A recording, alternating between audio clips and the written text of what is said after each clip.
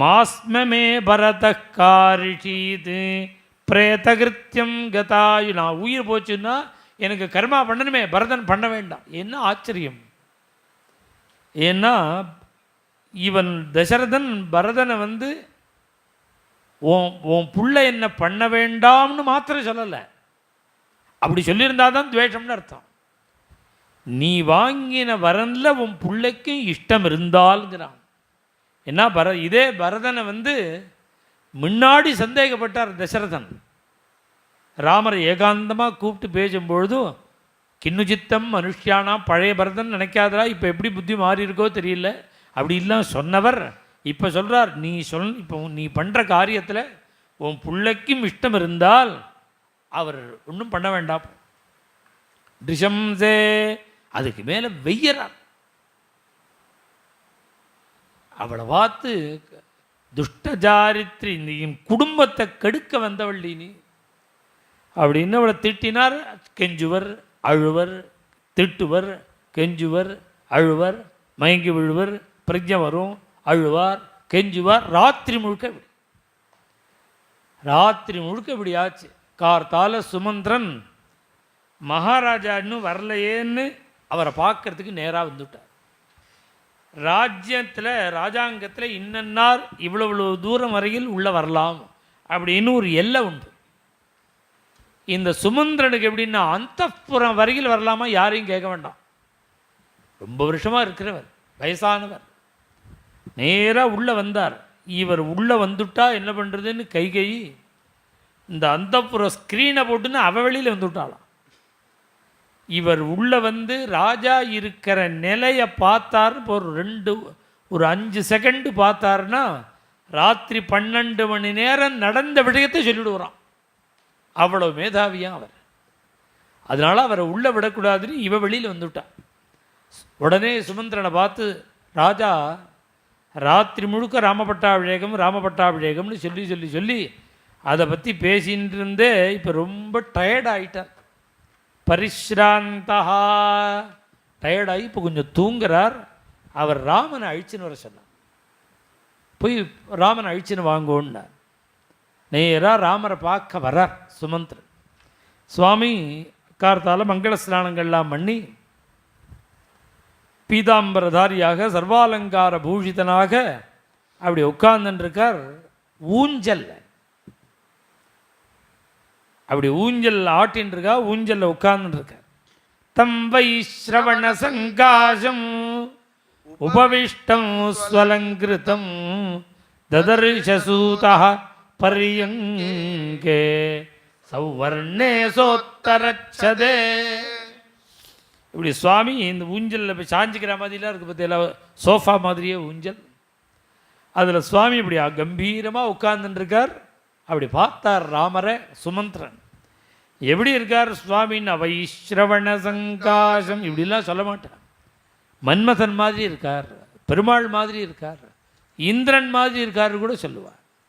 இங்கே ஆனால் வால்மீகி எப்படி இருந்தார் ராமர்னார், குபேரன் மாதிரி இருந்தார். வைஸ்ரவண சங்காசம். வைஸ்ரவன் குபேரன்னு சொன்ன தாத்பரியம் என்ன தெரியுமோ, உலகத்திலேயே பெரிய பணக்காரன் குபேரன். சாதாரணமாக பணக்காரெல்லாம் இருந்தால் அவளுக்கு தனிகால்னு பேர். குபேரன் பெரிய பணக்காரனும் அவனுக்கு தனிகன்னு பேர் இல்லை, தனதன்னு பேர். இவன் பணம் செய்கிறான், அதனால் சம்பாதிக்கிறான், அதனால் தனிக்கன். குபேரனுக்கு தனிக்கன் இல்லை, தனதன். ஏன்னா பணத்தை கொடுக்குறவனா. குபேரன் தான் பணத்தை கொடுக்குறவன், அதனால தான் தனதன்னு பேர்.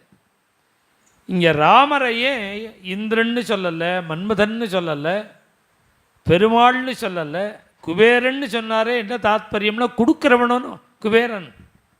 அதனால் தன்னுடைய ராஜ்யத்தை இன்னும் கொஞ்ச நேரத்தில் பரதனுக்கு கொடுக்கறதுக்கு தயாராகிட்டாராம் இவர். பராளும் படர் செல்வம் பரத நம்பிக்கை அருளி. 10 பாசுரங்களில் ஒரு குலசேகர ஆழ்வார் திருக்கண்டபுரம்ங்கிற திவ்ய தேசத்துக்கு ராமாயணம் முழுக்க 10 பாசுரம். ஒரு குட்டி காயத்ரி ராமாயணம் மாதிரி சின்ன ராமாயணம். அதில் முழு ராமாயணமும் வந்துடும். அதில் அயோத்தியா காண்டம். பாராளும் படரி செல்வம் பரத நம்பிக்கை அருளி, அப்படி கொடுக்கறதுக்கு சித்தமாக இருந்ததுனால தான் குபேரன்கிறார். வைஷ்ரவண சங்காசம், பக்கத்தில் நிற்கிறா சீதை. பதி சம்மானிதா, அப்பா கூப்பிட்றார் அப்படின்னு சொன்ன உடனே சுவாமி பட்டுன்னு எழுந்துட்டார். எழுந்துட்டு கிளம்பிவிட்டார். பதி சம்மானிதா சீதா பர்த்தாரமசிதேக்ஷணா. சுவாமி என்ன பண்ணார்? சீதை அப்பா கூப்பிட்றார் பட்டாபிஷேகத்துக்கு, நான் போயிட்டு வரேன்னு சம்மானிதா, ரெஸ்பெக்டா. ராமாயணம் காமிக்கிறது சம்சாரத்துக்கு அவ்வளவு ரெஸ்பெக்ட் கொடுப்பாராம் சுவாமி சீதைக்கு. அதை சீதையிட்ட சொல்லிட்டு கிளம்புறார். சம்மானிதா பதி சம்மானிதா சீதா பர்த்தாரமசிதேக்ஷணா சொல்லிண்டு கிளம்புற அந்த ஆத்துக்காரரை அந்த அரண்மனை வாசல் வரையில் வந்தாளாம். ஆத்வார மனுவம் ராஜா மங்களான்யபிதத்யுஷி, வாசல் வரையில் வந்து ஆத்துக்காரருக்கு க்ஷேமங்கள் எல்லாம் மனசில் பிரார்த்தனை பண்ணினார். சுவாமி இப்படி கிளம்புறார். சீதையை பார்த்தார். என்ன அவளும் நானும் வரேன்னு பேகத்திலிருந்து கிளம்பக்கூடாது.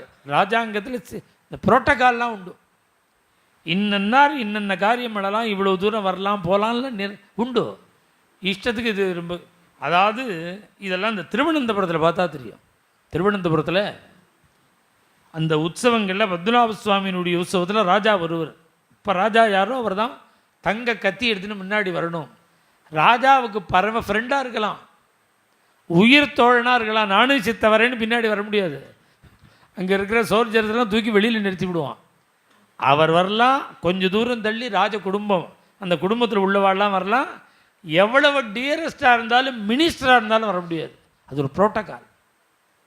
அது மாதிரி ராஜாங்கத்தில் சில காரியக்கிரமங்கள்லாம் உண்டு.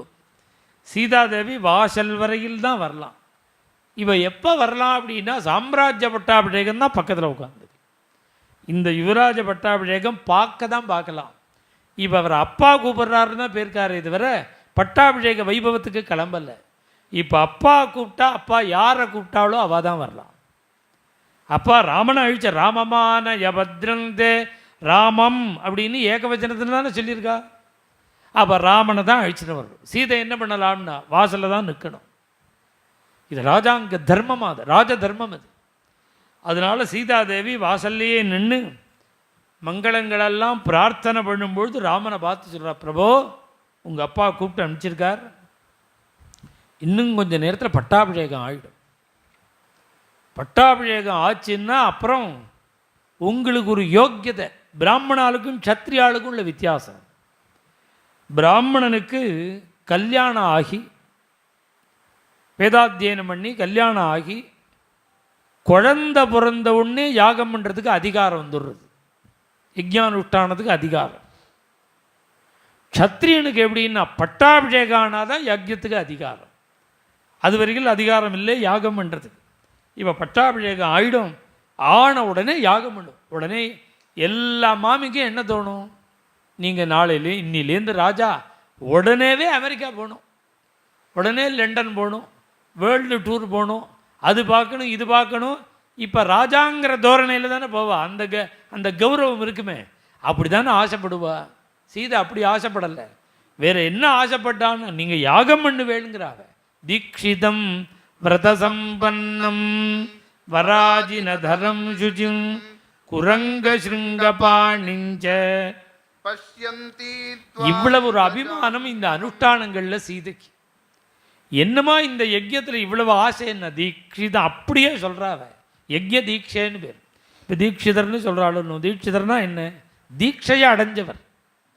என்ன தீட்சைன்னா வைதிக தீட்சை, இது மாதிரி நிறையா தந்த மந்திர தீட்சை இதெல்லாம் இருக்குது. அந்த தீட்சை இல்லை, இது யஜ்ய தீட்சை. 3 அக்னிக்கு நடுப்பில் உட்காத்தி வச்சு இன்னாருடைய கொள்ளு பேரன், இன்னாருடைய பேரன், இன்னாருடைய புத்திரன், இன்னார் இந்த பெயர் உள்ளவர் யஜ்ய தீட்சை அடைகிறார் அப்படின்னு அட்ரஸ் தேவதைகளுக்கெல்லாம் கொடுக்கணும். இப்படி தீட்சையை அடையணுங்கிறது யஜ்ய யாகத்தில். அந்த தீட்சையை அடைஞ்சு அந்த யஜ்யானுஷ்டானம் பண்ணினால்தான் அவருக்கு தீட்சிதாள்னு பேர். தீட்சிதம் நீங்கள் 10 விதமான தீட்சை. க்ஷவரம், அப்புறம் வெண்பட்டு கட்டிக்கணும், மையிட்டுக்கணும், உடம்புல வெண்ணெய் பூசிக்கணும், அப்புறம் போஜனம், சாப்பாடே ஒரு தீட்சை, ஆகாரம் பண்ணணும். இது மாதிரி 10 விதமான தீட்சை. அவர் உடம்பை அரிச்சதுன்னா கையால் சொரியக்கூடாது, ஏன்னா நகத்தால் சொரியக்கூடாது, நகம் அசுத்தம். இந்த யஜ்ஞத்தில் யஜ்ஞானுஷ்டானம் பண்ணுற தீட்சிதனுடைய திருமேனி பரமேஸ்வரனுடைய சரீரம், பவித்திரமான சரீரம். அந்த சரீரத்தை இந்த அசுத்தமான நகத்தால் தொடக்கூடாது. அதுக்காக அரிச்சா அதை சொரிஞ்சுக்கிறதுக்காக மானோட கொம்பு, சின்ன கொம்பு ஒன்றும், அதை கோத்து கையில் கட்டி விட்டுருப்பான் ஒரு கயத்தில். அதை எங்கேயாவது அரிச்சதுன்னா அதை எடுத்து தான் சொரிஞ்சுக்கணும், அதால் இந்த நுனினால் சொரிஞ்சுக்கணும். வராஜினதர குரங்க ஸ்ருங்கபாணிஞ்சா, கையை இப்படி தான் வச்சுக்கணும். யஜ்யத்தில் தீட்சையை அடைஞ்சுட்டா இப்படி தான் கை இருக்கணும். அதுக்கப்புறம் நடுப்பில் மத்தியில் தான் இந்த விரலை எடுத்து விடுவாள். இந்த 3 நாள்லாம் அப்படியே கை, இந்த 2 விரல் மாத்திரம்தான் வெளியில் இருக்கு. இதுபோல் யஜ்ய தீட்சையை அடைஞ்சு மேலே மான்தோலை தரிச்சுண்டு நீங்கள் 3 அக்னிக்கு நடுப்பில் 4வது அக்னியாக நீங்கள் யஜ்ய தீட்சையை அடைஞ்சு உட்கார்ந்து கொண்டு யஜ்ஞானுஷ்டானம் பண்ணும்பொழுது நான் பத்னி சாலையில் உட்கார்ந்துண்டு எனக்கு இந்த யஜ்ஞத்தில் சாப்பிடக்கூடாதுன்னு இருக்கு, எனக்கு சாப்பாடே வேண்டியிருக்காது. ஏன்னா இப்படி தீட்சதனாக உட்காண்டிருக்கிற உங்களை பஷ்யந்தி த்வாம் பஜாம்யகம், அப்படியே இந்த பக்கம் அந்த பக்கம் திரும்பாமல் வெச்சகன் வாங்காமல் உங்களையே பார்த்துண்டு யஜ்யம் முடிகிற பிறகு அப்படியே பஜிச்சுன்னு இருப்பேன். இப்போ யாகம் பண்ண போகிறேளேன்னு எந்த அவசரத்தில் எந்த ஸ்லோகம் சொல்கிறார் பாரு வால்மீகி. இவளுக்கு லௌகீகமான ஒரு சந்தோஷமான விஷயம் ஞாபகம் வராமல் பட்டாபிஷேகம்னு ஒன்று யஜ்ஞம் ஞாபகம் வரும். இதுக்கு காரணம் என்னன்னா இவளுடைய அவதாரமே யஜ்ய பூமியை ஒழும்பொழுது தான். அவள் இந்த யஜ்யத்துக்காக யாகசாலை நிர்மாணம் பண்ணுறதுக்காக பூமியை சுத்தம் பண்ணும்பொழுது யஜ்ய பூமியில் கிடைச்சாலாம் அவள். அதனால தான் யஜ்யத்தில் இவ்வளோ ஒரு அபிமானம் சீதாதேவிக்கு. இப்படி சுவாமி இப்படி கிளம்புறார். இப்படி கிளம்பி அயோத்தி வீதியில் அப்படி வரும்பொழுது எல்லாம் 8 மாடி 10 மாடி அயோத்தி ஜனங்கள்லாம் மாடியிலெல்லாம் நின்றுண்டு சுவாமி வர இந்த அழகை பார்க்குறார். சுவாமி இப்படி ரதத்தில் வரும்பொழுது சர்வசீமந்தினீப்யஸ்ச சீதாம் சீமந்தினீம் வராம், சீதையினுடைய சமவயசு ஸ்திரீகள்லாம் ராமரை பார்த்த உடனே அவள் அறியாமல் சொல்கிறாளாம். என்ன சொல்கிறா? பொம்மநாட்டியாக பிறந்தா போருமா, புடவை நகை போட்டுண்டா போருமா, சீதை மாதிரி பாக்கியம் நமக்கு இல்லையேங்கிறா. சீதாம் சீமந்தினீம் வராம். இன்னொரு வீதி திரும்புறது. திரும்பினா அவள் அம்மா கௌசல்யக்கு சம வயசான ஸ்திரீகள். இந்த ராமன் வர அழக அப்படியே உடம்பு பிரபாத்தே கதலிக்கு தானே ஆடுறது, புசல் காற்றுல மாட்டின்ற வாழை மரம் மாதிரி படன்னு உடம்பு ஆடுறது. அப்படியே ராமன் வரத்தை அப்படி பார்த்துட்டு ராமான்னு கூப்பிட்டா. சுவாமி இப்படி திரும்பி பார்த்தார். இன்னும் கொஞ்சம் நேரத்தில் பட்டாபிஷேகம் ஆக போகிறது. இந்த பட்டாபிஷேகத்தை கண்டு அயோத்தி முழுக்க படப்போகிற சந்தோஷம் ஒரு பாதி, இந்த அயோத்தியில் ஒரு ஜீவன் படப்போகிற சந்தோஷம் ஒரு பாதி. அந்த ஒரு ஜீவன் யாருன்னு சுவாமி திரும்பி பார்த்தார். அதுக்கு அந்த அம்மா சொல்கிறா, நூனம் நந்ததி தே மாதா, உங்கள் அம்மா கௌசல்யங்கிற. உங்கள் அம்மா படுற சந்தோஷம் பாதி, கோடிக்கணக்கான ஜனங்கள் படுற சந்தோஷம் பாதி. இதை அப்படி சொன்ன உடனே சுவாமி கண்களில் கண்ணீர் வந்துடுதான். என்ன கண்ணீர்னா, அயோத்தியில் உள்ள ஜனங்கள் நம்ம அம்மா நம்மக்கிட்ட வச்ச அபிமானத்தை இப்படி கணக்கு பண்ணி வச்சுருக்காளே, இவ்வளவு அபிமானம் வச்ச அம்மாவுக்கு நாம் என்ன பதில் பண்ண முடியும்?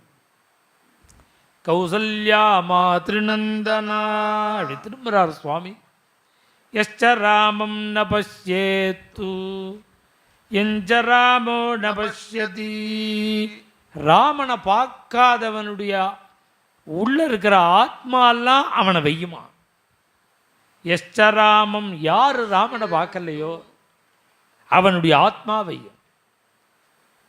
யார ராமன் பார்க்கலையோ அவனுடைய ஆத்மாவையும் நிந்தித சவசேல்லோகே ஸ்வாத்மாப்பியேனம் விகர்ஹதே. நேரா சுவாமி கைகை அம்மா அவருடைய அந்தப்புறத்துக்கு வந்தார். தசரத சக்கரவர்த்திய சுவாமி வரும்பொழுது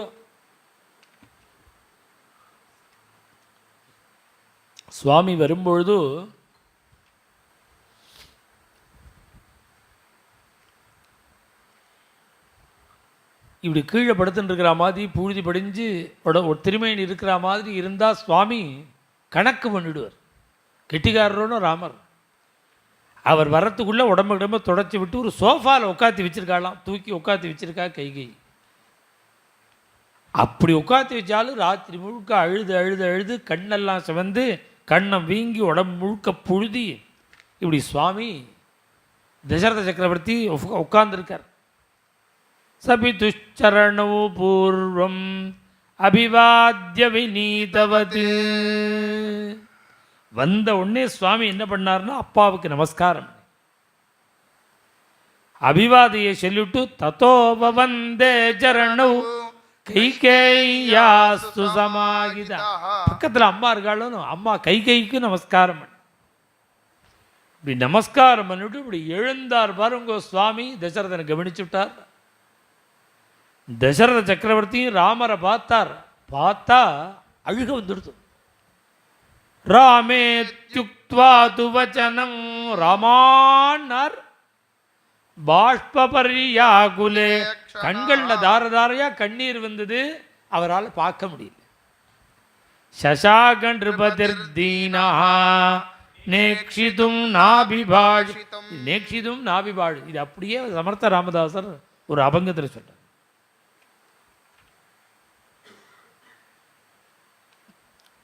ராமதாசருடைய ஒரு அபங்கத்தில்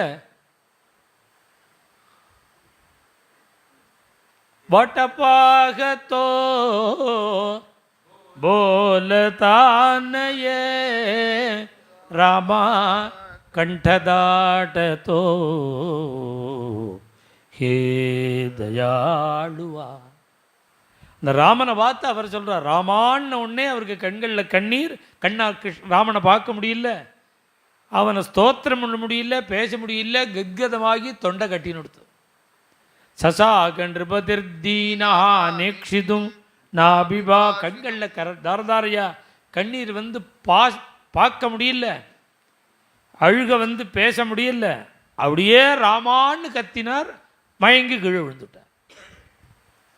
ததபூர்வம் நரபதேகே. இதுவரையில் ராமருடைய 24 வயசில் அவள் அப்பாவை இப்படி பார்த்ததே இல்லையா. அழுதே பார்த்ததில்லை. அழ வேண்டிய அவசியம். அப்படி அப்பாவை பார்த்துட்டு இப்போ பார்க்குறார். ததபூர்வம் நரபதேகே திருஷ்டுவாரூபம். உடம்பு முழுக்க புழுதி, கண் செவந்திருக்கு, கண்ணம் வீங்கிருக்கு, உடம்பு சோர்ந்துருக்கு, துக்கப்பட்டிருக்காருன்னு தெரியறது. அப்பா அழறத்தை பார்த்து ராமோபி பயமா பண்ணா. ஒரு பாம்பை முதிச்சவன் எப்படி பயப்படுவனோ அப்படி பயப்பட்டாராம் சுவாமி அப்பாவை பார்த்து. மயங்க விழுந்துட்டாரோன்னு உடனே கைகையை பார்த்து, அம்மா அப்பாவுக்கு என்ன வருத்தம், ஏன் அப்பா அழறார்? நான் ஏதாவது தப்பு பண்ணிட்டேனா?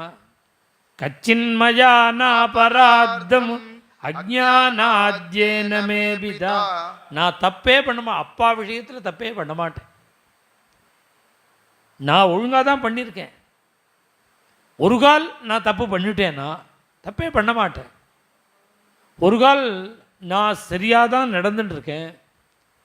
அவர் வயசானத்தினால தட்டுக்கிட்டு போய் நாம் பண்ணினத்தை அவர் தப்புன்னு நினச்சிட்டு இருக்காரா?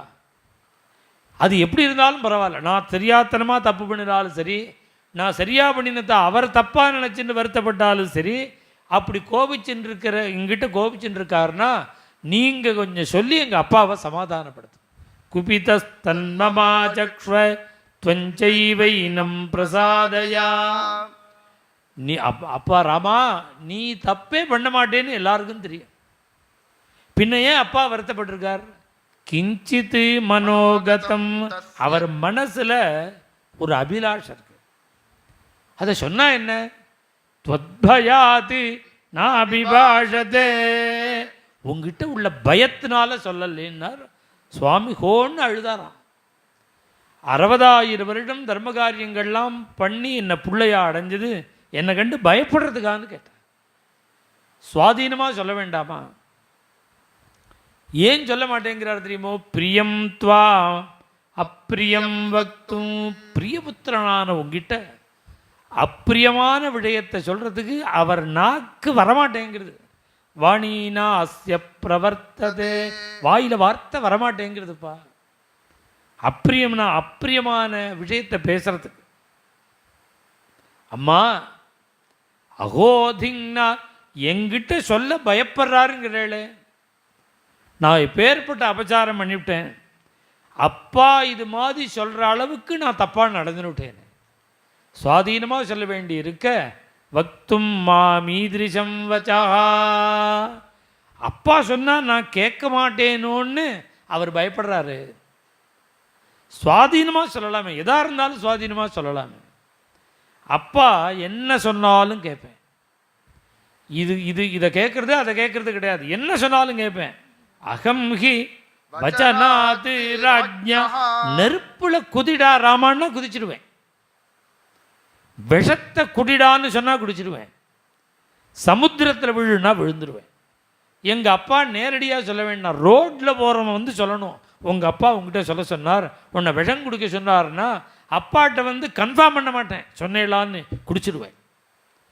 அகம் ஹி வச்சனாத்ராஜ்ஞா. அப்படி நான் இருக்கும் பொழுது நியுக்தோ குருணா பித்ரா. என்னை பெற்றவர், என்னை வளர்த்தவர், எனக்கு குரு, எனக்கு அப்பா, எனக்கு ராஜா, எனக்கு ஹிதத்தை செய்கிறவர். இப்பேற்பட்ட அப்பா சொன்னால் நான் கேட்காமல் இருப்பேனா? அதனால் நீங்கள் தைரியமாக சொல்லுங்கள். அப்பா சொல்ல வேண்டாம், நீங்கள் சொல்லுங்க. நான் சொன்னால் கேட்பியா? நான் யார் சொன்னாலும் கேட்பேன். அப்பா சொன்னார்னு சொன்னால் போதும். என்ன சொல்லுங்கன்னா உடனே அவள் கணக்கு சொல்லி கொடுக்குறார் ராமருக்கு. சப்தா 7 7ஆனார். சப்தச்ச இன்னொரு 7 சேர்த்துக்கோ. 7 7 14. தண்டகாரண்யமாஸ்ரிதா அபிஷேகமிமம் தியக்த்வா ஜட்டாஜினதரோ. இந்த நாளைக்கு இன்னைக்கு நடக்க போகிற பட்டாபிஷேகம் பரத பட்டாபிஷேகம். இது ஒரு வரன். இன்னொரு வரன் 7 7 14 வருஷம் தபஸ் வேஷம் பூண்டு ஜடாபாரம் தரித்து மரவுருவி தரித்து நீ 14 வருஷம் காட்டில் வனவாசம் பண்ணணும். இதான் வரன். உங்கள் அப்பாட்ட வரன் கேட்டேன், அப்பா அனுமதி கொடுத்து விட்டார். இதை தான் உங்ககிட்ட சொல்ல பயப்படுறார். அம்மா இதுதான் எனக்கு ரொம்ப வருத்தமாக இருக்கு. என்ன வருத்தமா? அலீகம் மானசம் துவேகம். இந்த ஒரு விஷயந்தான் என் ஹிருதயத்தையே தகிக்கிறது. ஹிருதயம் தகதீவமே. என்ன ஒரு விஷயம்? நான் ராஜ்யம் கிடையாதுன்னு சொன்னதில்லை. இந்த விஷயத்தை அப்பா நேரடியாக என்கிட்ட சொன்னால் நான் எவ்வளவு சந்தோஷப்படுவேன். என்ன ஸ்வயம் என்னாகமாம் ராஜா பரதஸ்யாபிஷே. நான் தருவேனோ மாட்டேனோ, நான் வருத்தப்படுவேனோன்னு நினச்சிண்டு அப்பா ஃபீல் பண்ணியிருக்காரு. அப்பா சொன்னால் என்ன கேட்க மாட்டேனா? அப்பா நேரடியாக பரத பட்டாபிஷேகம்னு சொன்னால் நான் வருத்தமாக படுவேன். என்ன பட்டாபிஷேகம் பண்ணி வச்சா எவ்வளவு ஒரு ஆனந்தமோ அதை விட ஆனந்தம் கூட பரத பட்டாபிஷேகம். அதனால நீங்கள் கவலைப்படாதீங்கோ. இப்போயே சொல்லி அனுப்பிச்சு கேகை தேசத்துலேருந்து பரதனை வரவழைச்சு பட்டாபிஷேகம் பண்ணிவிட்டு உடனே காட்டு கிளம்பிடு. பார்த்தாள் கைகை. இன்னும் 15 நாள் இவன் தங்கிவிட்டான்னா என்ன பண்ணுறது? இன்னும் நிறையா ப்ராப்ளங்கள்லாம் வந்துடும், ரகலை வந்துடும். இன்றைக்கே அனுப்பணும். என்னடா பண்ணுறதுன்னா, நீ தங்கி பட்டாபிஷேகம் பண்ணிட்டு போகலாம், எனக்கு சந்தோஷம்தான். எப்படியும் 15 நாள் ஆகும். இங்கேருந்து கேகை தேசம் போயிட்டு பரதன் இங்கே வந்து சேர்ந்து நாள் பார்த்து பட்டாபிஷேகம் பண்ணுறதுக்கு. அதனால தான் பிள்ளை இருந்து பண்ணிவிட்டு போ. ஆனால் உங்கள் அப்பா ஒன்று சொல்லியிருக்கார். என்ன சொல்லியிருக்காருன்னா, இன்றைய தினம் நீ அயோத்தியை விட்டு காட்டுக்கு கிளம்புறியோ அதுக்கப்புறம் தான் ஸ்நானம் பண்ணுவாராம், சாப்பிடுவாராம். அது வரையிலும் ஸ்நானம் பண்ண மாட்டாராம், சாப்பிட மாட்டார். யாவத்வம் நவனம் யாதா புராதஸ்மாதபி த்வரன்னே பிதா தாவன்னமே ராமாம் ஸ்நாஸ்யதே போக்ஷ்யதே பிவா. இப்படியே இருக்கும்பொழுதே போய் சொல்கிறான். இந்த நேரம் ராஜா தசரதனுக்கு மூர்ச்சை இருந்த நேரம், சுவாதீனமாக இருந்த நேரம். இப்படி கைகேயி பொய் சொன்ன உடனே கேட்டார் தசரத சக்கரவர்த்தி. திக்கஷ்ட அடிப்பாவின்னார். என்ன கஷ்டமாச்சு, கஷ்டம்னார். அடிப்பாவி, நான் இருக்கும்பொழுதே நான் சொல்லாததெல்லாம் நான் சொன்னேன்னு சொல்லி என் பிள்ளையை விரட்டி விடுறியே. திக்கஷ்டமிதி நிஸ்வசிய, பெருமூச்சு விட்டாரா, அடிப்பாவின்னாரா, கஷ்டம்னார், மயங்கி விழுந்துட்டார். பார்த்தார் சுவாமி. கதவ்யதா, சுவாமிக்கு மனசில் ஒரு வருத்தம் இருக்குது, ஒரு தாபம்.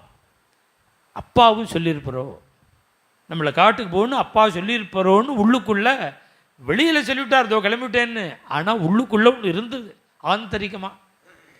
இப்போ இது அப்பாவுக்கு சம்பந்தம் இல்லைன்னு கிளியர் ஆகிட்டார் அவர். சுவாமி இது எல்லாம் கைகையோட வேலை, அப்பாவுக்கு சம்பந்தம் இல்லைன்னு தெரிஞ்ச உடனே கதவ்யதா, ஒரு சின்ன தாபம் இருந்து பாருங்க அப்பாட்ட, அதுவும் நீங்கி அந்த அம்மாவை பார்த்து சொல்கிறார். கைகை இவா எல்லாம் இவ வேலைன்னு தெரிஞ்சுண்டு, அம்மா நீங்கள் முதல்ல ஒரு விஷயம் புரிஞ்சுக்கோங்க, நான் எதுக்கு இந்த ஊருக்கு வந்திருக்கேன்னு தெரிஞ்சுக்கணும். எதுக்கு வந்திருக்கேன்? நாகமர்த்தபரோ, நான் அர்த்தபரன் இல்லை. அர்த்தபரன்னா பணங்காசு இதே சிந்தனையில் இருக்கா பாருங்க, அவள்லாம் அர்த்தபராள். நான் அர்த்தபரன் இல்லை. நான் யார்? நான் தர்மபரன். தர்மமே லட்சியமாக இருக்கிறவன், அர்த்தம் லட்சியம் இல்லை எனக்கு. நாகமர்த்தபரா, நான் பணத்தாசை பிடிச்சவன் இல்லைன்னா என்ன அர்த்தம்னா, நீ பணத்தாசை பிடிச்சவன் அர்த்தம். ஒன்றை மாதிரி நான் பணத்தாசை பிடிச்சவன் இல்லை. பின்ன எதுக்கு தெரியுமா வந்திருக்கேன்னா, லோகமாவஸ்து முத்சகே வித்திமா ரிஷி, ரிஷிகள்லாம் மகான்கள்லாம் எந்த தர்மத்தை அனுஷ்டானம் பண்ணினாலோ அந்த தர்மத்தை செய்யறதுக்காக வந்திருக்கேன் நான். எப்போ இப்படி வரன் வாங்கியிருக்கேளோ இனிமே இங்கே இருக்க மாட்டேன், கிளம்பிட்டே இருக்கேன். இந்த க்ஷணமே கிளம்புறேன், இன்னிக்கே கிளம்புறேன் அயோத்தியை விட்டு. அதுக்கு முன்னாடி இந்த அயோத்தியில் 2 காரியம் பண்ணுறதுக்கு எனக்கு நீங்கள் அனுமதி தர. என்ன காரியம்னா, எங்கள் அம்மாவை சமாதானப்படுத்தணும். எங்கள் அம்மாவை சமாதானப்படுத்தணும், சீத்தையை கூட அழிச்சுன்னு போடணும். யாவன் மாதரமா பிரிச்சே சீதாஞ்சானுநயாம்யஹம் ததோத்யைவ கமிஷ்யாமி தண்டகானாம் மஹத்வனம். கிளம்பி அத்யைவ கமிஷ்யாமி, இன்னிக்கே கிளம்பிவிட்டேன். இப்படி சொல்லிவிட்டு தசரதனுக்கு நமஸ்காரம் பண்ணார்.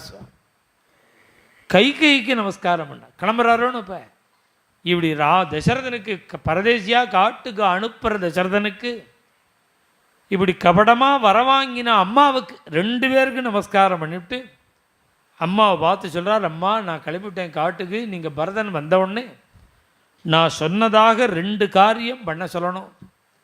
இந்த ராஜ்ய பரிபாலனம் பண்ணுறது யார் கண்ணிலையும் கண்ணீர் வராதபடிக்கு எல்லாரையும் அப்பா மாதிரி ரட்சிக்கணும். பரதாஹா பாலயேத்ராஜ்யம், எந்த காலத்தில் சிசுரூஷ பண்ணுறதுக்கு புள்ள வேணும்னு சாஸ்திரங்கள் சொல்கிறதோ அப்பேற்பட்ட காலத்தில் எங்கள் அப்பாவை விட்டுவிட்டு நான் காட்டுக்கு போகிறேன். அதனால் நான் என்னால் பண்ண முடியாத பித்ரு சிசுரூஷையை பரதனை பண்ண சொல்லணும். இது நான் சொன்ன தர்மம் இல்லை, இது சகிதர்ம சனாதனா, வேதோக்தமான தர்மம். சனாதனம்னா வேதம்னு அர்த்தம். வேதத்தை பிடிக்காததுனால தான் சனாதனத்தை வேற இருப்போங்கிற அர்த்தம்.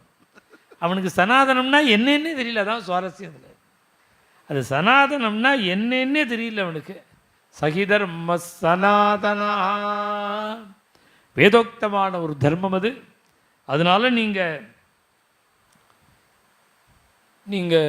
பரதனை பரிபாலனம் பண்ண சொல்லி அப்பாவுக்கு சிச்சுரூட பண்ண சொல்லுங்கன்னு சொல்லிவிட்டு பிரருரோத மகார் சராமஸ்ய வஜஸ்ருத்வா துஷம் பிரிஷம் துக்ககிருத துக்கஹத பிதா. ராமரோட வார்த்தை காதில் விழுந்துடுது. ஹோன்னு கதறினாராம், ரொம்ப துக்கப்பட்டாராம். அது சோகா தசக்னுவன்பா, அப்படியே தாரதாரியாக கண்ணீர் வருது. ரொம்ப துக்கமாக ஹோன்னு கதறினார். என்ன சொல்லி கதறினார்னார், நல்ல பிள்ளைய பெற்றுட்டேனேன்னு அழுதாராம். ஒரு போக்கிரியா பெற்றிருந்தா காட்டுக்கு நீ அனுப்புறதாவது நீ சண்டை போட்டுன்னு எடுத்து அதில் உட்காந்துருப்பான், பார்த்துட்டு இருக்கலாம். சொல்கிறதுக்கு முன்னாடி பரதேசியாக காட்டு கிளம்புறானே. காட்டு கிளம்புறது பெருசு இல்லை, காட்டுக்கு அனுப்பின அப்பாவுக்கு சிஸ்ரூட்டைக்கு ஆளை நியமிச்சுட்டு இப்படி ஒரு நல்ல பிள்ளையை பெற்றுவிட்டேனேன்னு தசரத சக்கரவர்த்தி ரொம்ப வருத்தப்பட்டாராம். துக்கஹத பிதா. சுவாமி உடனே மயங்கி விழுந்துட்டார். வந்தித்வா சரணௌ ராம மயங்கி விழுந்தாலும் பரவாயில்லன்னு சுவாமி நமஸ்காரம் பண்ணார். சரணௌ ராமஹா விசம்ஞஸ்ய பிதுஸ்ததா. அது மாத்திரமில்லை, கைகேயாச்சாப்யனார்யா. இவளுக்கு நமஸ்காரம் பண்ணவே ஃபிட் இல்லை, இவ அன்ஃபிட்டுவ. கைகை துஷ்ட, அவளுக்கும் போய் நமஸ்காரம் பண்ணார். நிஷ்பபாத மகாத்யுதி நமஸ்காரம் பண்ணி கிளம்புறார். சுவாமி வாசலுக்கு வரார், கொடையை கொண்டு வரான். ராஜ்ய சின்னமும் ராஜா பாதுகை இல்லாமல் வரக்கூடாது, நடந்து வரக்கூடாது, தேரில் வரணும். கொடை இல்லாமல் வரக்கூடாது, சாமரம் இல்லாமல் வரக்கூடாது. இதெல்லாம் ராஜ தர்மம். அதனால தான் ராம பட்டாபிஷேகத்தில் பார்த்தீங்கன்னா சாமரம் இருக்கும், கொடை இருக்கும், இந்த திருச்சின்னங்கள்லாம் இருக்கும். அதையெல்லாம் கொண்டு வந்து நீட்டாளம். தேரை கொண்டு வராரா சுமித்திரர், வேண்டாங்கிறார். பாதுகையை கொண்டு வந்தார், இருக்கட்டும். கொடை பிடிக்க வந்தாராம், வெயில் இல்லையேங்கிறார். சாமரம் போடுறா, வேர்க்கல்லையேங்கிறார். இது எல்லாம் பரிகரிச்சுட்டாராம். ஏன் பரிகரிச்சார்னா, ராஜான்னா தான் எல்லாம் அக்செப்ட் பண்ணலாம். இவ தான் ராஜா இல்லை, காட்டுக்கு போகணுன்னு ஆயிடுத்தானோ, இனிமேல் இதை எப்படி அக்செப்ட் பண்ணுறது? இதெல்லாம் பரிகரிச்சார், வேண்டாம்னுட்டார்னு ராமாயணம். அதுதான் தியாகராஜ சுவாமியை மனசில் போய் தச்சிருக்கு. நீ வேண்டாம்னு நீ சொல்கிறையே, இது எல்லாம் உனக்கு தானே தகும்னு ஒரு கீர்த்தனம் பாடுற. இந்த உபச்சாரமு கீர்த்தனை இந்த கட்டம்தான் அது. நீ வேண்டாம்னு நீ சொன்னாலும் இந்த சாமர யுகமுழு கொடையோ சாமரமோ கண்ணாடியோ இது எல்லாம் அது எல்லாம் உனக்கு தானே தகும் அப்படின்னு இந்த உபச்சார கீர்த்தனம் தியாக பிரசித்தமான பஜனையில் பாகவதாலெலாம் பாடுறாளே இந்த கீர்த்தனம். இதெல்லாம் பரிகரிச்சாராம் சுவாமி. நஜாஸ்ய மகதீம் லக்ஷ்மீம் ராஜ்யநாசோபகர்ஷதி லோககாந்தஸ்ய காந்தத்வாத் சீதரஷ்மேரி வக்ஷபாம். அப்படி வெளியில் வர்றார் சுவாமி. எவ்வளவு பெரிய லாஸ் ஏற்பட்டிருக்கு, ராஜ்ய நாசம். பட்டாபிஷேகம் சொல்லிட்டு கிடையாது, காட்டுக்கு போங்கிறார். முகத்தில் வாட்டம் வருமா வராதா? சுவாமி முகம் எப்படி இருந்ததுன்னா ராஜ்யநாசோபக, அதால் முடியலையாம். ராமருடைய திருமுகத்தினுடைய சோபையை போக்குறதுக்கு ராஜ்ய லாசால முடியலைங்கிற, ராஜ்ய நாசத்தினால. கடைசியில் அது தோத்து போயிடுதான். இந்த நஷ்டம் தோத்து போச்சு. ராமருடைய திருமுகம் ஜெயிச்சுதான். ரோககாந்தஸ்ய காந்தத்வாத் சீதரஸ். இதெல்லாம் என்ன, இதான் இவாளுக்கு தான் இதுக்கு தான் காம்பீரியம் அப்படின்னு பேர். அவர் மனசில் என்ன நினைக்கிறாரு யாருக்கும் தெரியாது. என்ன நினைக்கிறாரு தெரியாமல், அதுக்கு தான் காம்பீரியம்னு பேர். சுவாமி இது மாதிரி இந்த துக்கங்கள்லாம் அவரை பாதிக்கவே இல்லை. ஏன்னா பட்டாபிஷேக காலத்திலேயே ஆத்ம தத்துவத்தை உபதேசம் பண்ணுறவர். ஆத்மவான் ஆரம்பத்திலேயே ராமாயணத்தில் வால்மீகி பிரச்சனம் பொழுதே கேட்டுவிட்டார், ஆத்மவானுன்னு, ஞானின்னு.